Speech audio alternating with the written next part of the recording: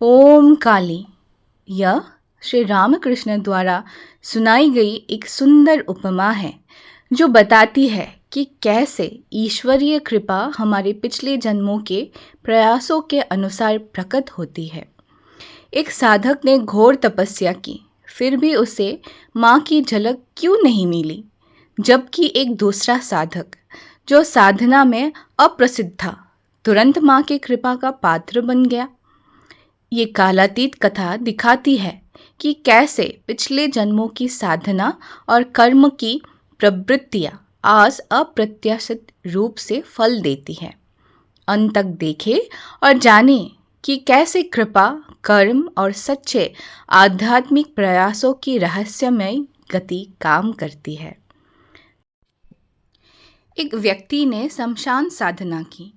वह एक घने जंगल में माँ की पूजा करता था। पहले उसने अनेक भयंकर दृश्य देखे। अंत में एक बाघ ने आकर उसे मार डाला। उसी समय एक और व्यक्ति उधर से जा रहा था। बाघ को आता देखकर वो डर कर पेड़ पर चढ़ गया। बाद में वो नीचे उतरा और देखा कि पूजा की सारी सामग्री तैयार है। उसने कुछ शुद्धिकरण क्रियाएं की और थोड़ा जाप किया ही था कि माँ भगवती प्रकट हो गई और बोली, वत्स, मैं तुमसे बहुत प्रसन्न हूँ, मुझसे वर मांगो। उस व्यक्ति ने माँ के चरणों में प्रणाम किया और बोला, माँ, एक बात पूछूं?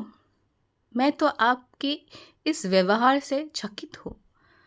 वो व्यक्ति इतना कठिन तप करके आपके लिए सारी व्यवस्था कर रहा था, फिर भी आप उस पर कृपा नहीं कर पाई।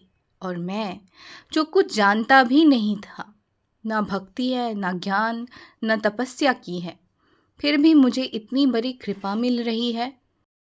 माँ मुस्कुराकर बोली, वत्स, तुम्हें अपने पिछले जन्मों की बात याद नहीं। कई जन्मों से तुम मुझे तपस्या द्वारा प्रसन्न करने की चेष्टा करते रहे हो।